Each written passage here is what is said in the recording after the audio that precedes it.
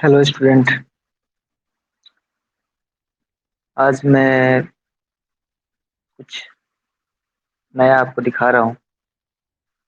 History के अंदर में कि हम पढ़ने जाएंगे यहाँ से क्लास 8 का जो हिस्ट्री है उसके अंदर में हमें देखने को मिलता है कि पहला चैप्टर जो है इसको हिंदी में हम पढ़ने जाते हैं तो उसमें लिखा हुआ है। पहले चैप्टर का नाम हिस्ट्री में जो भारत की खोज के नाम से चैप्टर है उसमें पहला अध्याय आपको मिलता है अहमदनगर का किला। ये अहमदनगर का किला जो चैप्टर है वो पूर्ण रूप से पंडित जवाहरलाल नेहरू जो हमारे देश के पहले प्रधानमंत्री रहे उनके द्वारा लिखा गया एक पत्र है। और उसमें अपने वो कहानी बता रहे हैं कि चलिए कहानी पढ़ते हैं और समझते हैं कि एक लाइन कि अहमदनगर का किला 13 अप्रैल 1944 यानी कि 13 अप्रैल 1944 को लिख रहे हैं अहमदनगर किला के बारे में। यह मेरी 9वीं जेल यात्रा थी। हमें यहाँ आए 20 महीने से अधिक समय हो चुका था। जब हम यहाँ पहुंचे तो अंधियारे आकाश में झिलमिलाते दूज के चांद ने हमारा हमारा स्वागत किया। शुक्ल पक्ष शुरू हो चुका था। तब से हर बार जब नया चांद उगता है तो जैसे मुझे याद दिला जाता है कि मेरे कारावास का एक महीना और बीत बीत गया। चांद मेरी बंदी जीवन का स्थायी सहचर रहा है।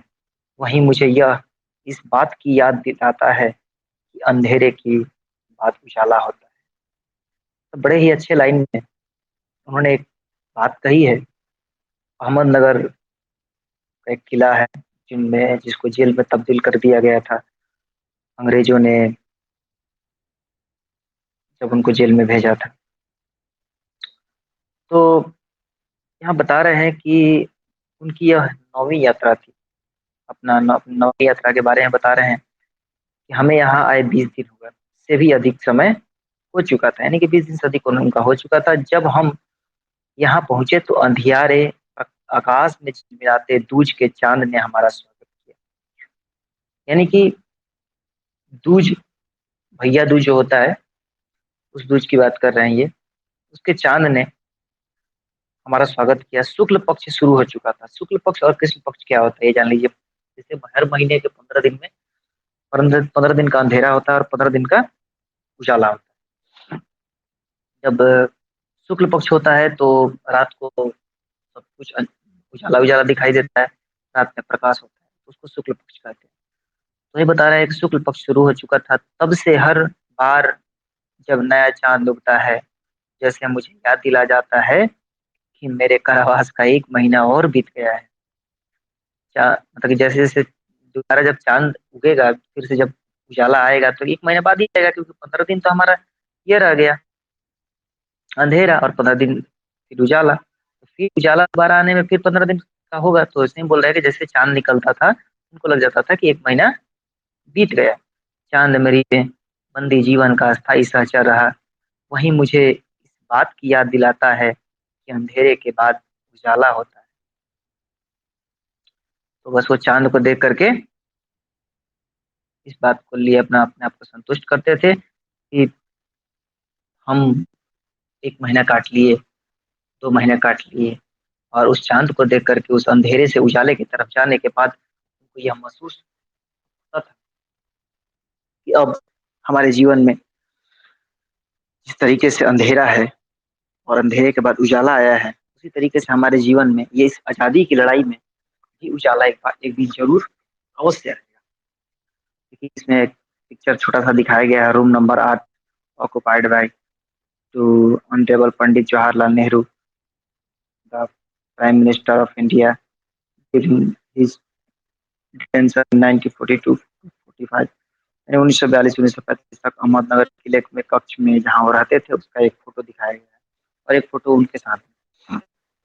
अतीत का भार दूसरी मैंने हम अतीत का भार का मतलब यहाँ पर बताने की कोशिश कर रहे हैं कि पीछे जो हमारे साथ हुआ उसकी एक बोझ थी मेरे साथ है कि दूसरी जेलों की तरह यहाँ अहमदनगर के किले में भी मैंने बागवानी करना शुरू कर दिया।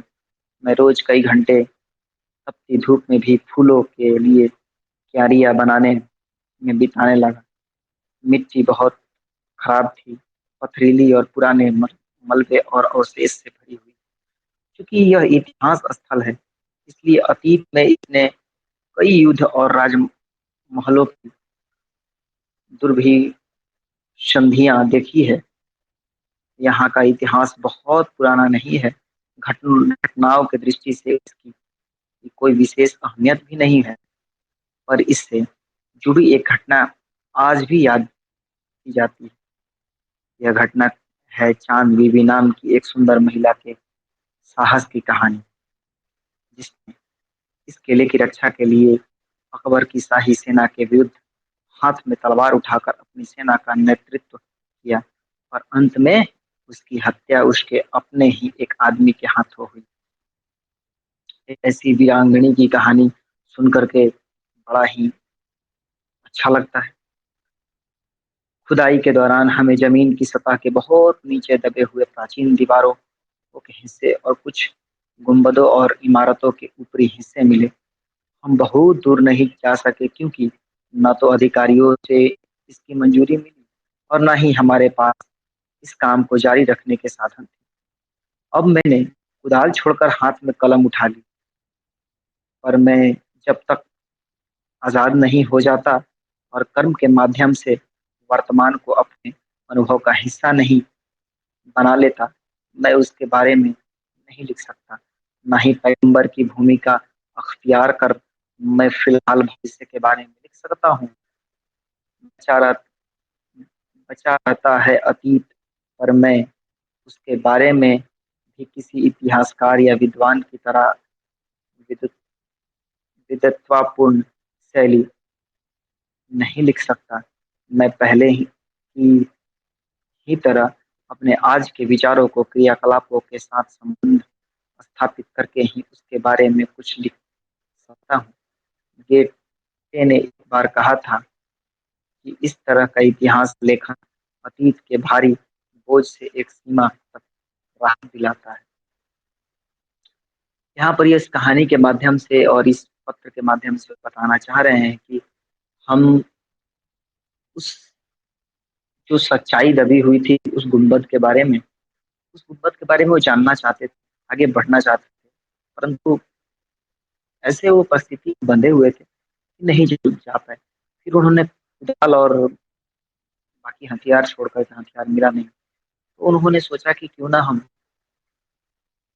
कलम उठा करके और इतिहास लिखें। फिर इतिहास लिखने की बात आई, तो उन्होंने ये सोचा कि जब तक हम आज़ाद नहीं हो जाते, अपनी देश की आज़ादी के लिए कुछ कर नहीं देते, उससे पहले हम कैसे, आखिर कैसे हम अपने से आप अपने इतिहास को खुद से लिखना शुरू करें। फिर भी उन्होंने बड़ी उस कठिन परिस्थिति में लिखने की कोशिश की। जो भी अपने उनके मन की भावना थी उन्होंने बताने की कोशिश की। थोड़ी बहुत अतीत का दबाव, यानी उस पौराणिक जो उनके अंदर मन में बैठी हुई बातें, पुरानी बातें थी, उसका एक दबाव उनके मन में हो जाता है। सबके साथ होता है, जो पहले से ख्यालात में डूबे हुए होते हैं ना, उनको देखिएगा कि पुरानी घटना कोई भी घट जाता है तो उनके साथ वो दब जाते हैं बेचारे। सेम उसी तरीके से यहाँ पर भी अतीत का दबाव जो देखने के लिए मिला, दबाव भला हो या बुरा दोनों तरह अभिभूत करता है। कभी कभी यह दबाव दम घोंटू होता है, यानी दम घुटने लगता है। कभी कभी ऐसी बातें आती है मन में, यार मैंने यह क्यों किया, मुझे ऐसा नहीं करना चाहिए था, मुझे ऐसे करना चाहिए। खास तौर पर उन लोगों के लिए जिनके जड़ें बहुत पुरानी सभ्यताओं में होती है, मसलन भारत और चीन की सभ्यताएं। आखिर मेरी विरासत क्या है, मैं किन बातों का उत्तराधिकारी हूँ? क्या उन सब का जिसे मानवता के दसियों हजारों साल के दौरान हासिल किया, उसकी विजयों के उल्लास का, उसकी पराजयों के की दुखद यंत्रणा का, मानव के उन हैरत अंगेज साहसी कार्य का जिनकी शुरुआत युगों पहले हुई और जो अब भी जारी है और हमें आकर्षित करती है। मैं इस सब का वारिस हूँ, साथ ही उस सब का भी जिसमें पूरी मानव जाति की साझेदारी है। हम भारतवासियों की विरासत में एक खास बात है जो अनोखी नहीं है, क्योंकि कोई व्यक्ति औरों से एकदम अलग नहीं होता। अलबत्ता एक बात हम लोगों पर विशेष रूप से लागू, जो हमारे रक्त मांस और अस्थियों के में समाई है। इसी विशेषता से हमारा वर्तमान रूप बना है और हमारी भावी रूप बनेगा। इस विशिष्ट विरासत का विचार और वर्तमान पर इसे लागू करने की बात एक लंबे अरसे से मेरे मन में घर घर किए हैं। मैं इसी के बारे में लिखना चाहता हूँ। विशेष विषय की कठिनाई और जटिलता मुझे भयभीत करती है। मुझे लगता है कि मैं सतही तौर पर इसका स्पर्श ही कर सकता हूँ। ये बड़े बड़े ही कवि के भाव में बड़े ही सुंदर शब्दों का इस्तेमाल करते हुए, उपयोग करते हुए इन्होंने एक बड़ा ही आसान, बहुत ही अजीब बात कहा है कि दबाव में मेरी उस आभूति अभिभूत करता है मुझे। मतलब तो ऐसी दबाव था ना कि मैं भला हूँ या बुरा हूँ, मैं कर क्या रहा हूँ। मुझे मतलब अंदर अंदर दम घुट रहे थे, इसलिए वो ये बातें ऐसी सोच रहे थे, क्योंकि वो सोच रहे थे कि हमारी पुरानी पौराणिक सभ्यता क्या थी, फिर हमारी विरासत क्या है, मैं किस चीज का उत्तराधिकारी। मुझे मतलब कि उत्तराधिकारी कहने का तात्पर्य है मेरा विरासत और विरासत, ये सब थोड़ा सा समझ में नहीं आए होंगे, तो इनको समझा देते हैं। विरासत कहने का मतलब कि हमारी, हम अपनी क्या पहचान है, हमारी कौन से चीजों के लिए हम जाने जाते हैं। हमारी, हम जैसे राजा महाराजा आते हैं तो उनका साम्राज्य चलाना, राजा बनना, राजा का लड़का राजा बनेगा। और जो किसान होता है किसान का किसानी करते हैं, जो जो जैसा होता है, तो उसकी बोल रहे हैं कि हमारी विरासत क्या है, हम, मैं किन बातों का उत्तराधिकारी हूँ, यानी कि किस चीज के को मैं संभालने वाला हूँ, किस चीज के लिए मैं बना हूँ। तो उनके मन में बहुत सारी ऐसी कचट थी कि मैं क्या कर रहा हूँ, क्या मैं जो कर रहा हूँ वो सही है, क्या मुझे करना चाहिए ऐसा। ऐसी बहुत सारी बातें उनके मन में उछल रही थी उससे। तो उन अपने हजारों साल और की पुरानी बातें उनके दिमाग में घूमती रहती थी कि हम कितने दिन से परेशान हैं, हमारे भारतवासी इतने दिन से परेशान हैं, हम करें क्या। और हर बार कठिनाइयों का सामना उनको करना पड़ता था। और बहुत ही, इतनी कठिनाइयां और इतनी जटिल कठिनाई थी ये, क्योंकि एक रिटन वर्क में लिखित में देश को ब्रिटिश गवर्नमेंट के हाथ में दे देना और फिर उससे वापिस लेकर के आना, ये बड़ा कठिन काम था।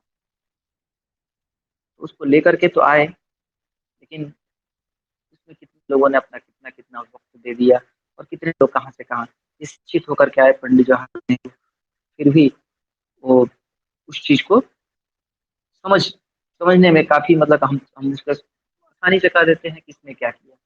किसी एक आदमी ने सब कुछ नहीं किया, किसी एक आदमी से नहीं हुआ, सबने थोड़ा थोड़ा थोड़ा थोड़ा करके सबने योगदान दिया है। किसी ने जान गंवा दिया तो किसी ने अपने देश के हित के लिए बहुत कुछ किया है।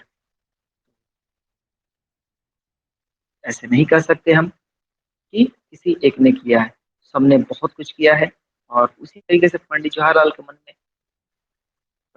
नेहरू जी के मन में जो कुछ भी बातें थी, उन्होंने कुछ अपने पत्र के माध्यम से, जब अहमदानगर के किला में वो कैद थे, तो 13 अप्रैल 1944 को ये पत्र लिखे थे, जो कि उनकी एक अवशेष मिली और उसके बाद हम लोगों ने उसको आज पढ़ने के लिए मिला। Thank you. इस चैप्टर नहीं था। धन्यवाद।